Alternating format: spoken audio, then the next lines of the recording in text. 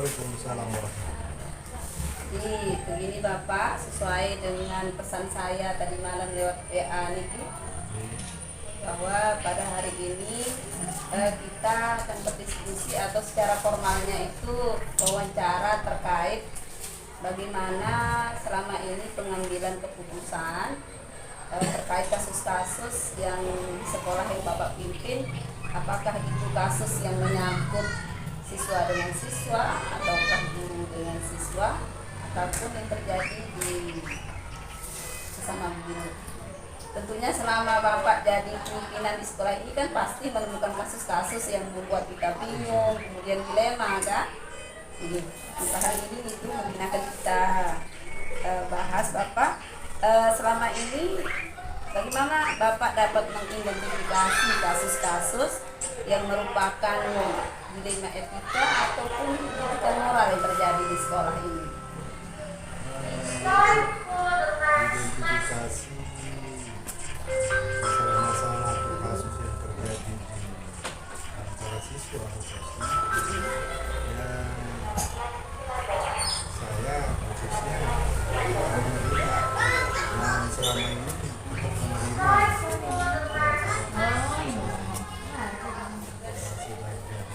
kesiswaan, wali kelas, bahkan yang di BK. Berarti biasanya dari wali kelas, kemudian kerjasama dengan BK, baru disampaikan lagi ke Bapak sebagai pimpinan. Lebih banyak seperti itu. Dan terkadang saat kita keliling-keliling kelas dan secara kebetulan memonitor terhadap reaksi sosial anak-anak di dalam kelas, kalau ada terjadi ya kita tindak langsung kita selesaikan. Contohnya ada yang saling lempar, ada yang saling sembunyikan pulpen.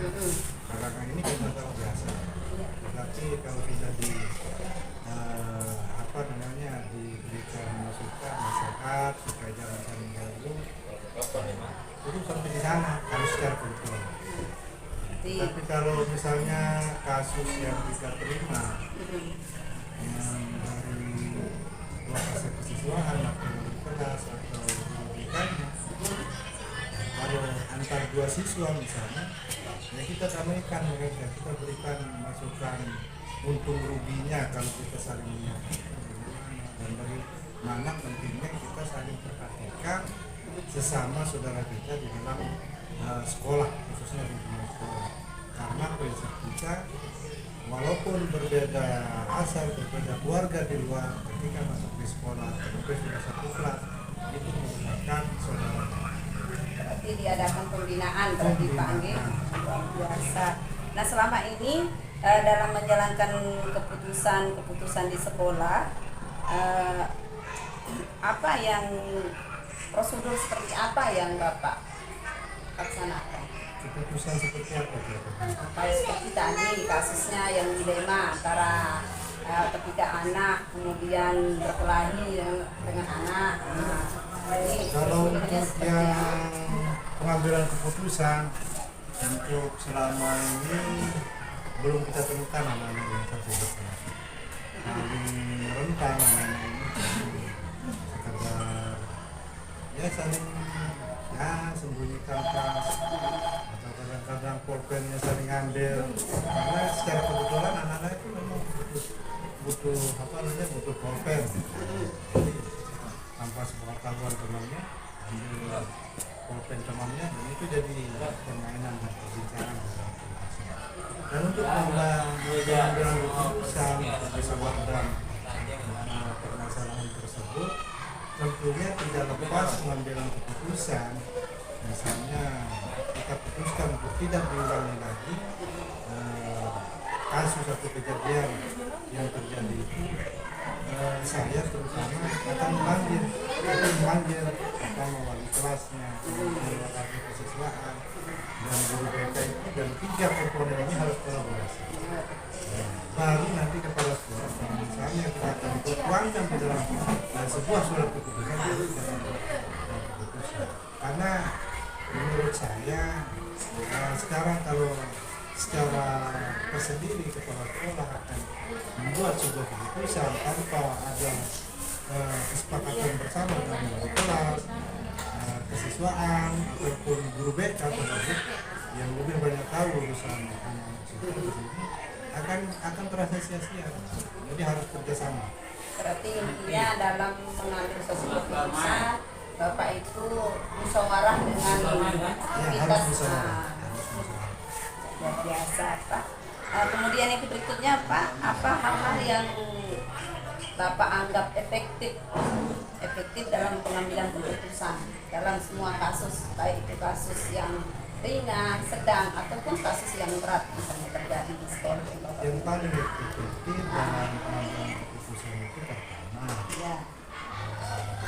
misalnya dua siswa atau kadang-kadang ada kasus guru jarang masuk. Nah kasus seperti Kemudian itu. ada kasus guru kadang-kadang berlebihan cara penyampaiannya ke anak-anak. Jadi prinsip kita pertama kita harus kumpulkan mereka pertama, jadi mana yang bermasalah kita kumpulkan, kita identifikasi kasus-kasus yang ada, dan tentunya tidak lepas dari peran para wakasir. Kalau masalah siswa tidak lepas kita musyawarahkan dengan wali kelas, wakasir kesiswaan dan guru BK-nya.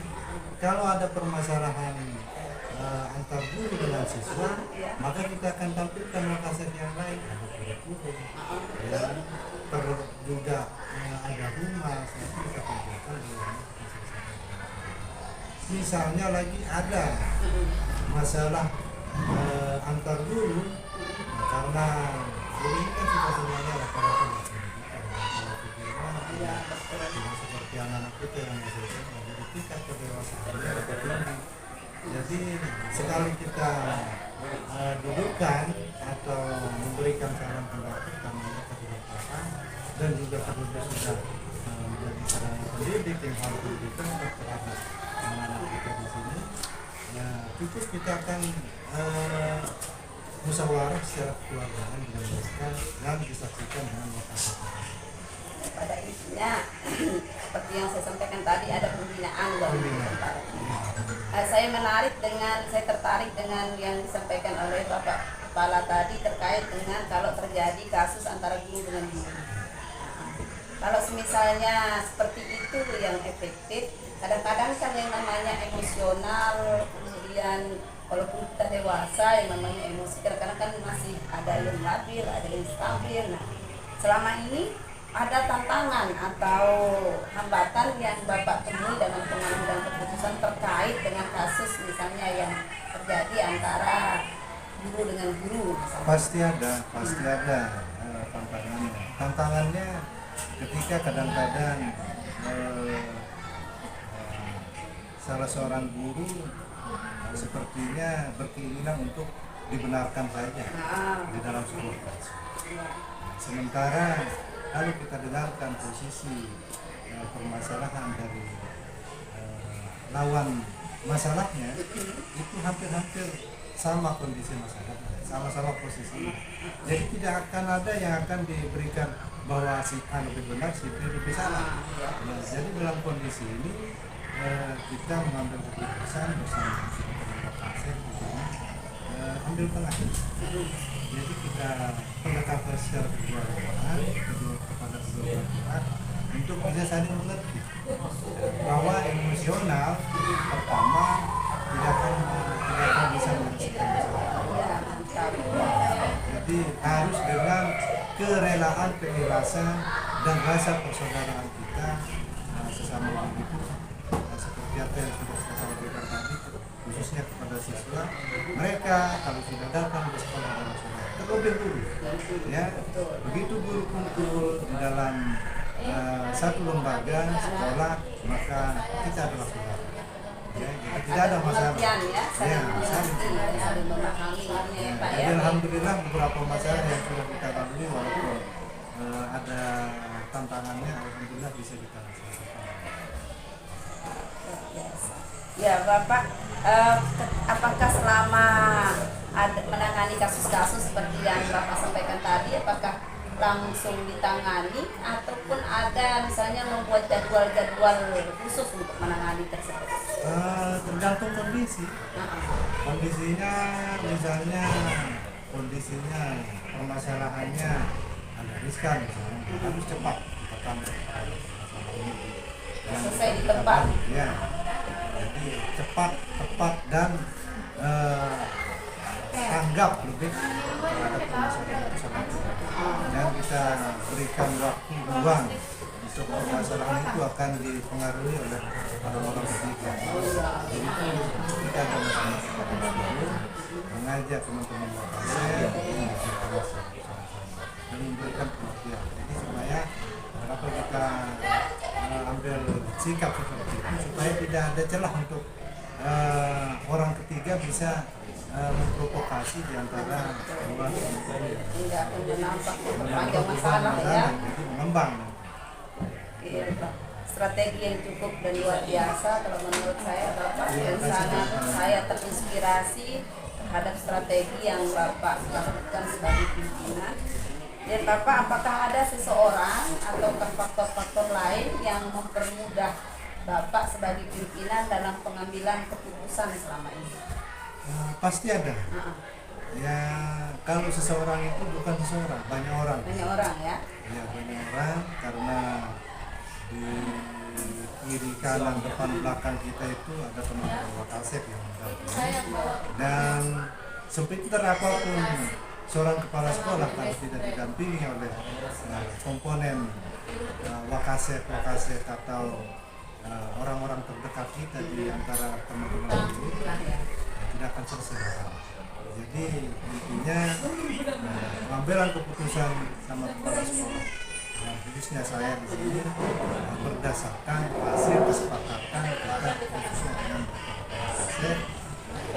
Kalau masalah sarnas ya kita selesaikan sama Wakasep sarana prasarana, masalah pembelajaran, guru yang sering telat datang, kurang rajin disijam, jadi kita selesaikan sama Wakasep kurikulum dan langsung bersangkutan kita selesaikan. Kalau masalah siswa, tentunya 3 komponen tadi, ada wali kelas, Wakasep kesiswaan, dan guru BK itu bisa saya untuk tetap kolaborasi menyelesaikan masalah. Dan anak-anak kita di sini alhamdulillah setiap pagi diberikan pengajian dunia. Jadi dalam pemahaman pengajian dunia ini setiap pagi jam 6.30 pagi sampai jam 7.15 mereka diberikan ceramah sehingga pemahaman kebutuhan yang ada di hati anak-anak kita di sini alhamdulillah tetap disirami oleh ceramah. Jadi kalau saya bisa menarik kesimpulan dari apa yang disampaikan oleh Bapak pimpinan tadi, berarti intinya ada komunikasi, kemudian kerjasama dan kolaborasi ya dengan komunikasi ini nomor satu. Baik Bapak, dari semua yang Bapak sampaikan tadi, mungkin ada pembelajaran yang Bapak ambil atau petik dalam pengambilan keputusan yang selama ini Bapak tangani. Ya, pelajaran penting di setiap pengambilan keputusan, baik dari permasalahan siswa, siswa antar siswa, guru. Pelajaran yang penting itu adalah pertama menurut saya adalah keikhlasan. Dimanapun kita punya masalah, tapi tidak ada rasa ikhlas kita, serta tidak ada kemauan untuk menyelesaikan masalah. Kemudian yang kedua terkait penyelesaian permasalahan pengambilan keputusan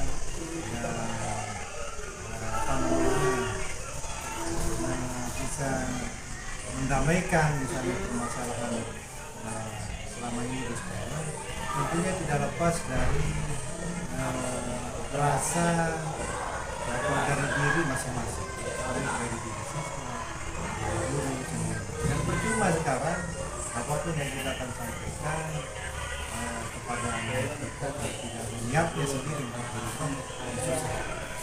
Jadi harus pemahaman yang kita berikan harus dimulai dari dirinya, baru bisa akan dijalankan dalam kehidupan sehari-hari di sekolah.